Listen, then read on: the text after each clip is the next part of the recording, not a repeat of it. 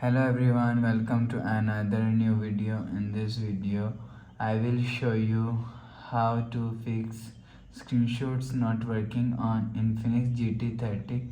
Let's start the video. If you want to fix this problem, go to app library, click on settings app. Now in setting, click on my phone. You will check your software update is latest. If it not, let us update your software latest. After update software latest, go back to home screen. You will see your problem is solved. But if it not solved, if you want to fix this problem, restart device. Just click and hold side power button. Click on this restart icon. Again tap on this restart icon. You will see phone is restart. After restarting, enter phone pin. You will see your problem is solved.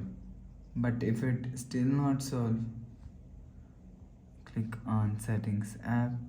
Now in setting, scroll down to and click on system and click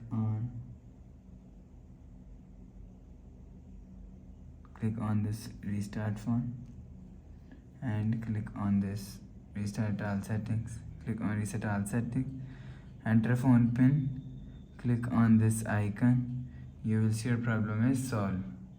So please subscribe for more new latest videos. Thanks for watching.